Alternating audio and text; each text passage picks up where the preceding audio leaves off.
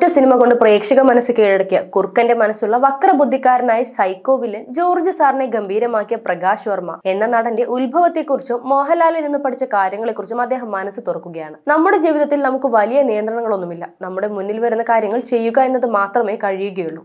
ഞാൻ സിനിമ ചെയ്യാൻ ആഗ്രഹിച്ചു വന്നിട്ട് ഒടുവിൽ എത്തിച്ചേരുന്നത് പരസ്യ ചിത്രങ്ങളുടെ മേഖലയിലാണ്. 27 വർഷമായി ഇവിടെ. ഞാൻ ശരിക്കും ആസ്വദിച്ച് ചെയ്യുന്ന ഒരു കാര്യമാണ് പരസ്യ ചിത്രങ്ങൾ. ഞാൻ ഒരിക്കലും ഇതൊരു പ്രൊഫഷൻ ആകുമെന്ന് സ്വപ്നത്തിൽ പോലും വിചാരിച്ചിരുന്നില്ല. സിനിമ തന്നെ ആയിരുന്നു എന്റെ ലക്ഷ്യം. പക്ഷെ കഥ പറയുക എന്നുള്ള എന്റെ ആഗ്രഹം വേറൊരു മാധ്യമം വഴി ഞാനിപ്പോൾ ചെയ്യുന്നു. ആ ഫോർമാറ്റ് വളരെ രസകരമാണ്. ഒരു കഥ എങ്ങനെയാണ് പ്രേക്ഷകരുടെ ഉള്ളിലേക്ക് കയറ്റുക എന്നുള്ളതാണ് ഞാൻ നോക്കുന്നത്.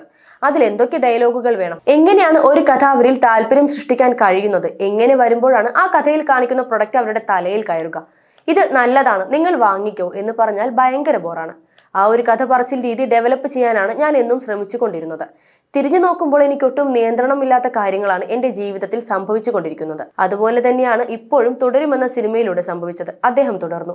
ജോർജ് എന്നത് നല്ല കഥാപാത്രമാണെന്ന് എനിക്ക് കേട്ടപ്പോൾ തന്നെ മനസ്സിലായിരുന്നു. പക്ഷെ വലിയൊരു ഭയം എനിക്കുണ്ടായിരുന്നു. വളരെ പ്രഗത്ഭരായ അഭിനേതാക്കളോടൊപ്പം അഭിനയിക്കുമ്പോൾ ഇവരുടെയൊക്കെ സമയം ഞാൻ കാരണം നഷ്ടപ്പെടുമോ എന്നുള്ള പേടിയുണ്ടായിരുന്നു.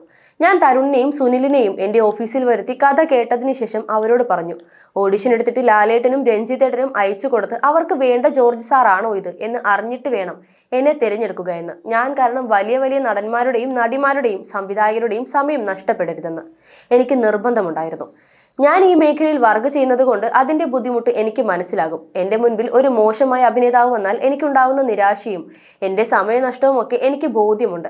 അത് വല്ലാത്തൊരവസ്ഥയാണ്. അത് ഒഴിവാക്കാൻ വേണ്ടിയാണ് ഞാൻ അങ്ങനെ പറഞ്ഞത്. പക്ഷെ ഞാനാണെന്ന് അറിഞ്ഞപ്പോൾ പ്രകാശ് ആണെങ്കിൽ ഓക്കെ ആണ് എന്ന് ലാലേട്ടൻ പറഞ്ഞു എന്നാണ് അറിഞ്ഞത്. എനിക്ക് ലാലേട്ടനെ മുൻപേ തന്നെ അറിയാമായിരുന്നു. നമ്മുടെ ജീവിതത്തിൽ നമ്മുടെ കംഫർട്ട് സോണിൽ നിന്നും ഇറങ്ങി എന്തെങ്കിലും ചെയ്യാൻ ശ്രമിച്ചാൽ നമ്മൾ നമ്മളെ തന്നെ കുറച്ചുകൂടി മനസ്സിലാക്കും. ഇന്ന് തിരിഞ്ഞു നോക്കുമ്പോൾ എനിക്കൊരു നഷ്ടബോധവുമില്ല. തുടരുമെന്ന സിനിമയിൽ പ്രവർത്തിച്ചപ്പോൾ ലാലേട്ടനിൽ നിന്നും ഒരുപാട് കാര്യങ്ങൾ പഠിച്ചു. ലാലേട്ടനെ കുറിച്ച് പറയുകയാണെങ്കിൽ ഒരാളെ പറ്റിയും ഒരു കുറ്റവും പറയാത്ത, വളരെ പോസിറ്റീവായി മാത്രം ചിന്തിക്കുന്ന, നെഗറ്റീവ് ഒരിക്കലും മനസ്സിൽ വരാത്ത ഒരാളാണ് ലാലേട്ടൻ. അങ്ങനെ നെഗറ്റീവായ ഒരു സാഹചര്യം ഉണ്ടായാൽ തന്നെ അത് മനസ്സിലിട്ട് ട്വിസ്റ്റ് ചെയ്യാൻ അദ്ദേഹം ശ്രമിക്കും. എങ്ങനെയാണ് എപ്പോഴും പോസിറ്റീവായിട്ടിരിക്കുക, അനാവശ്യമായ നെഗറ്റീവ് നമ്മുടെ അടുത്തെങ്ങും വരാതെ നോക്കാൻ ശ്രമിക്കുക. ഇതെല്ലാം ലാലേട്ടനിൽ നിന്നും മനസ്സിലാക്കാൻ കഴിഞ്ഞു.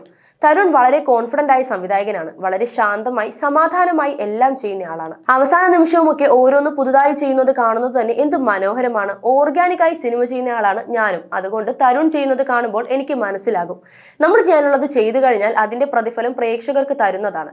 എന്റെ വർക്കിൽ ഞാൻ റിസൾട്ട് ആലോചിക്കാറില്ല. എന്റെ മുന്നിൽ വരുന്ന ഒരു പ്രൊജക്ട് ചെയ്യുമ്പോൾ എനിക്കത് ആസ്വദിക്കാൻ കഴിയുന്നുണ്ടോ എന്നാണ് ഞാൻ നോക്കുക. തുടരും സിനിമയിലെ ജോർജ് സാർ എന്ന പ്രകാശ് വർമ്മ പറഞ്ഞു നിർത്തി.